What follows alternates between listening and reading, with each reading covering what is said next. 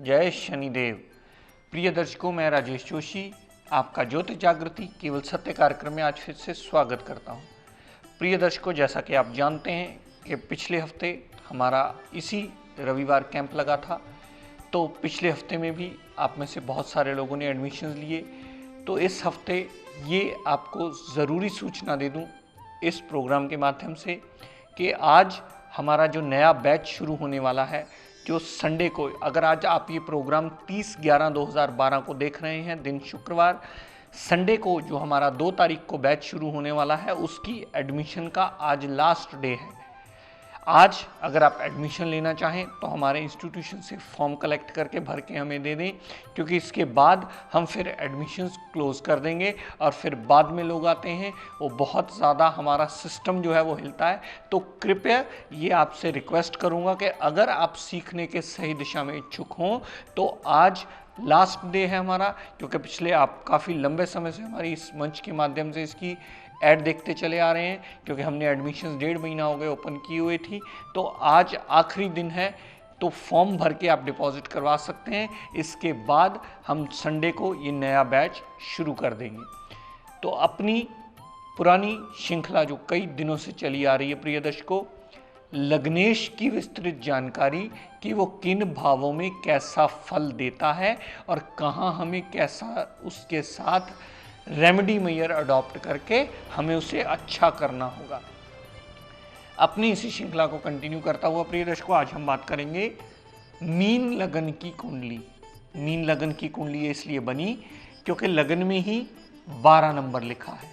12 number mean राशि होती है, जिसके स्वामी बृहस्पति देव को माना जाता है। बृहस्पति देव मीन लगन में लग्नेश बनते हैं, यानी लगन के मालिक बनते हैं, और बृहस्पति देव इस लगन कुंडली में दशम भाव के स्वामी यानी दशमेश हैं। दशम भाव आपके कर्म का, प्रोफेशन का, एक्शंस का, लाइफस्टाइल का माना जाता है। तो बृहस्पति देव इस लगन कुंडली में लग्नेश बने और दशमेश बने, जो कि इस लगन कुंडली के सबसे ज़्यादा योग कारक ग्रह बने। जिसकी भी मीन लगन की कुंडली हो, यानी वो जातक स्वयं ही बृहस्पति देव बन गया, क्योंकि उसकी मीन लगन की कुंडली और मीन राशि के स्वामी बृहस्पति देव माने जाते हैं। तो प्रिय दर्शकों, अगर बृहस्पति देव लगन में ही पड़े हों, लगन में पड़े होने से अगर उनमें डिग्री वाइज बलाबल हुआ, तो बृहस्पति देवता एक हंस नाम का पंच महापुरुष योग बनाते हैं, जो अपनी दशा अंतरदशा में बहुत अच्छा फल देने में जातक को बाध्य होते हैं। जितने प्रतिशत उनमें डिग्री वाइज बलाबल होगा, उतनी ही रिजल्ट देने की क्षमता आप अपना कुंडली का विवेचन करते समय डिसाइड कर सकते हैं। यहाँ वो हंस नाम का पंच महापुरुष योग बनाते हैं। ये बहुत सारे साधु संतों, महापुरुषों, पीर पैगंबरों की कुंडलियों में अक्सर देखने को मिलता है कि अगर लगन में ही उन साइन का बृहस्पति पड़ा हो, तो जातक बहुत ज्ञानवान और कर्म से बहुत सात्विक बुद्धि वाला, सूझवान पर्सनैलिटी माना जाता है। यहाँ से बृहस्पति देव ने जितनी दृष्टि पंचम भाव पर डाली, क्योंकि बृहस्पति की 3 दृष्टियां होती हैं प्रिय दर्शकों, जहां वो बैठता है अपने से पंचम भाव को, सप्तम भाव को और नवम भाव पर पूर्ण दृष्टि से असर डालता है। तो यहाँ से बृहस्पति देव ने पंचम दृष्टि जो पंचम भाव पर डाली, माइंड को सात्विक करता है, पुत्र प्राप्ति का योग देता है, लव रोमांस में कामयाबी देता है, अनसर्टेन गेन देता है, माइंड को एक धार्मिक प्रवृत्ति का बना करके, एक सात्विक प्रवृत्ति का बना करके जीवन यापन अच्छा करने में बाध्य सिद्ध होता है। यहाँ से बृहस्पति देव ने 7वीं दृष्टि जो 7वें भाव पर डाली, तो दाम्पत्य सुख के लिए अच्छा, डेली वेजेस के लिए अच्छा, पार्टनरशिप के लिए भी सदैव शुभ फलकारी माना जाता है। यहाँ से बृहस्पति देव ने नवम दृष्टि जो नवम भाव पर डाली, नवम भाव पर डाली हुई दृष्टि धार्मिक प्रवृत्ति का जातक को बहुत ज़्यादा बना देती है। पिता की केयर करने वाला होता है, धर्म को मानने वाला होता है, विदेश यात्रा करके भी कामयाबी हासिल करने वाला होता है। तो लगन में पड़ा हुआ बृहस्पति सदैव आपको शुभ फलकारी होता है। उसकी दशा अंतरदशा जातक को चौतरफा लाभ देती है। बस पुरानी वाली शर्त हमेशा याद रखेगा, उतने प्रतिशत वो फल देगा जितना उसमें डिग्री वाइज फल देने की क्षमता होगी। दर्शकों, बृहस्पति अगर दूसरे भाव में पड़ा हुआ और उसमें डिग्री वाइज बलाबल भी हुआ तो उसकी दशा अंतरदशा जातक को करोड़पति बनाने में बहुत बड़ा मेजर रोल प्ले करती है। दूसरे भाव में पड़ा हुआ बृहस्पति देव का कारक भाव माना जाता है। परिवार पूर्णतः साथ देने वाला होता है। धन की कमी कभी नहीं आती जातक को। और वाणी बहुत ही सूझवान बोलता है, बहुत ही ज्ञानवान वाणी बोलता है। वो जिसको भी राय देता है उसके संबंधी उसे पॉजिटिव रिजल्ट ही मिलते हैं। उसे इस बात की शाबाशी मिलती है कि आपने ये राय दी और हमारे लिए ये राय पूर्ण सही निकली और आपकी राय का आपको थैंक्स भी करते हैं हम। तो ये ऐसी स्थितियां अक्सर देखने में सामने आती हैं। यहां से बृहस्पति देव ने जितनी दृष्टि चढ़े भाव पर डाली तो रोग, ऋण, कर्जा, दुर्घटना, मुकदमा से फारिग करके उस जातक को पूर्णतः एडवांटेज में लाता है।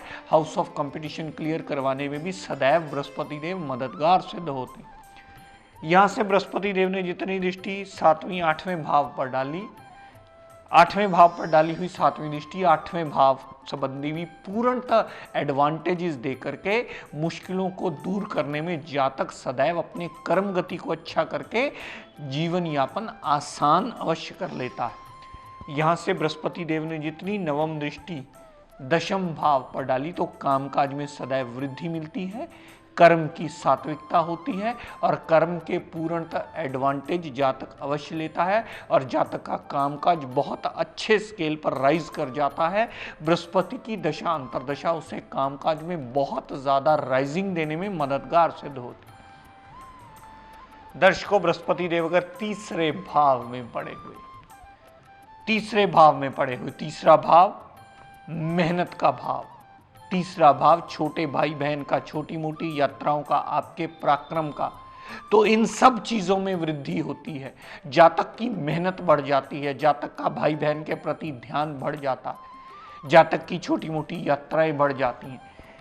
यहां से बृहस्पति देव ने जितनी दृष्टि 7वें भाव पर डाली, 7वें भाव पर डाली हुई दृष्टि हार्डवर्क जरूरत से ज्यादा करवाती है। पार्टनरशिप में भी भागदौड़ होती है। पत्नी से भी छोटी छोटी बात पर कहीं ना कहीं थोड़ा बहुत मनमुटाव अवश्य बनता है। यहां से जितनी दृष्टि भाग्य पर डाली तो पिता से थोड़ा बहुत मनमुटाव अवश्य होता है। विदेश यात्रा जातक अवश्य करता है। धर्म को मानता है, लेकिन धर्म को मानने के साथ साथ प्रभु से मनमुटाव भी रखता है कि प्रभु, मेरे इतना पाठ पूजन करने के बाद भी आप मेरी ज़रूरत अगर पूर्णतः पूरी नहीं करते हो तो कहीं ना कहीं वो इस बात को लेकर नाराज भी प्रभु से अवश्य होता है। यहाँ से जितनी दृष्टि 11वें भाव पर डाली तो लाभ हार्डवर्क करने के बाद मिलता है। बड़े भाई बहन के लिए बहुत कुछ करने के बाद उनकी शाबाशी उसे मिलती है और यहाँ पर छोटी मोटी अगर हेल्थ प्रॉब्लम हो तो वो भी दूर करने में बृहस्पति कहीं ना कहीं सहायक जरूर होते हैं। दर्शकों, बृहस्पति देव अगर चौथे भाव में पड़े हुए, जैसा कि आप जानते हैं कि बृहस्पति इस लगन कुंडली के सबसे योग कारक ग्रह हैं। योग कारक की डेफिनेशन मैं बहुत पहले से ही आपको समझाता चला आया हूं कि जहां बैठना, जहां देखना, जहां जाना, उस घर की वृद्धि कर देना, उतने प्रतिशत वृद्धि कर देना जितने प्रतिशत उसमें डिग्री वाइज बलाबल हो। अगर चौथे भाव में बृहस्पति पड़े होंगे तो चौथे भाव में पड़े हुए बृहस्पति चौथे भाव की पूर्णतः वृद्धि कर देंगे। माता, गाड़ी, भूमि, वाहन, मकान, सारी सुख सुविधाएं जो भी जातक को अपने जीवन यापन में चाहिए वो उसे मिलेंगी अवश्य, क्योंकि बृहस्पति चौथे भाव के रिगार्डिंग पूर्णतः पॉजिटिव रिजल्ट दे करके जातक को सुख सुविधाओं से संपन्न अवश्य कर देंगे। यहां से बृहस्पति देव ने जितनी दृष्टि 8वें भाव पर डाली तो अपने भागदौड़ से, अपने कर्म को अच्छा करके, अपने बुद्धि बल से वो जातक अपनी मुश्किलों को दूर अवश्य कर लेता है। यहाँ से जितनी दृष्टि दशम भाव पर डाली तो जातक को कामकाज संबंधी प्रॉब्लम बृहस्पति की दशा अंतरदशा में कभी नहीं आती। अगर कामकाज की प्रॉब्लम हो भी और बृहस्पति की दशा अंतरा आ जाए तो वो निकल अवश्य जाती है। कामकाज का नया रास्ता अवश्य खुल जाता है, कामकाज में एडवांटेज उसे अवश्य मिलता है। यहां से बृहस्पति देव ने जितनी दृष्टि 11वें भाव पर डाली, फजूल के खर्च नहीं होते जातक के, वो खर्च बहुत सोच समझ के करता है, कर्म को सात्विक करता है, विदेश यात्रा करता है, विदेश यात्रा करके भी वहां से लाभ अवश्य अर्जित कर लेता है। तो चौथे भाव में पड़ा हुआ बृहस्पति चौथे भाव को पूर्णतः एक्टिवेट करके उसे अच्छे रिजल्ट देने में बाध्य अवश्य कर देता है। ये बात अगर आपने सीख ली प्रिय दर्शकों, ये बात आपने अपने माइंड में बिठा ली कि बृहस्पति योग कारक ग्रह है, जिस भाव में जाएगा उस भाव की वृद्धि कर लेगा, तो समझ लीजिए इस विद्या को सही दिशा में आप समझने लगे हैं। इस विद्या के मूल नियम को जड़ से आप पकड़ लेंगे और जड़ से पकड़ा हुआ आपको आगे पेड़ बनाने में ये मददगार सिद्ध होगा। फिर सारी थ्योरीज इजीली समझ में आने लगेंगी। हर ग्रह अपनी दशा अंतरदशा में ही रिजल्ट देता है और वो सिर्फ उतना ही रिजल्ट देता है जितना उसमें डिग्री वाइज रिजल्ट देने की क्षमता हो। अब मान लीजिए चौथे भाव में ही पड़ा हो और बृहस्पति पड़े हो 0 डिग्री या 29 डिग्री यहाँ अवस्था में, तो मेरी ये बात कही हुई पूर्णतः निराधार हो जाएगी। मैं इसके बारे में पहले भी आपको जानकारी देता आया हूं कि मेरी बात कही हुई को आप समझ लीजिए और खुद निर्णय कीजिए कि अब उसमें क्षमता कितनी है। हो सकता है बृहस्पति चौथे भाव में पड़ा हुआ आपको 25% रिजल्ट देने के काबिल हो सकता है 50%, हो सकता है 15 डिग्री का बृहस्पति पूर्ण बृहस्पति पड़ा हो और अपनी दशा अंतरदशा में 100% रिजल्ट दे करके जातक का जीवन यापन कहीं का कहीं ऊंचाइयों तक पहुंचा दे। तो इस बात को सदैव स्मरण रखिएगा कि क्षमता आपको देखनी है। ये क्षमता देखना जहां भूल जाएंगे वहां कुंडली की एनालाइजेशन में गड़बड़ करेंगे।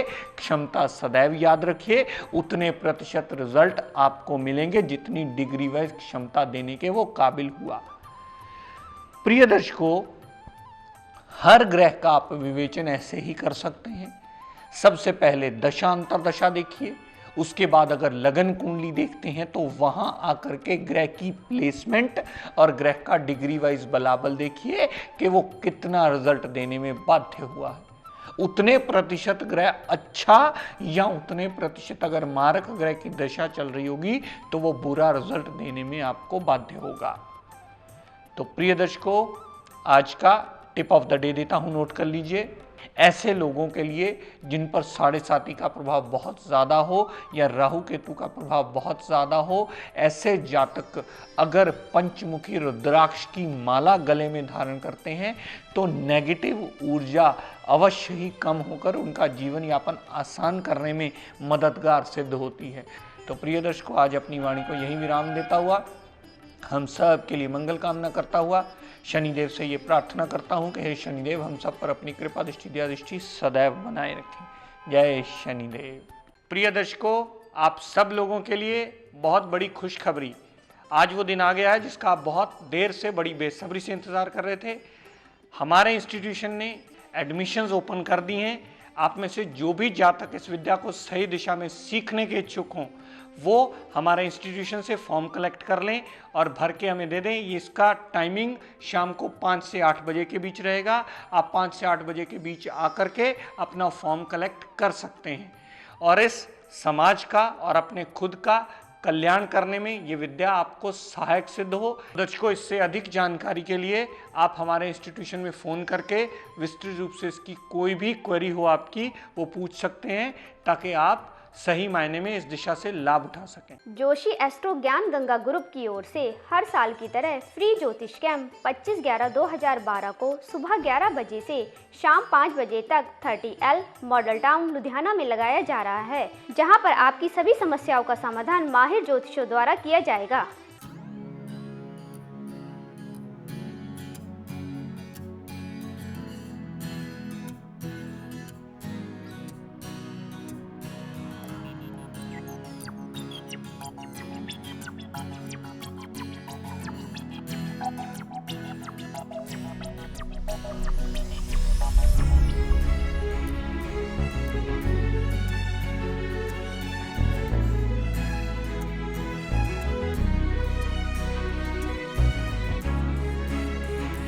है।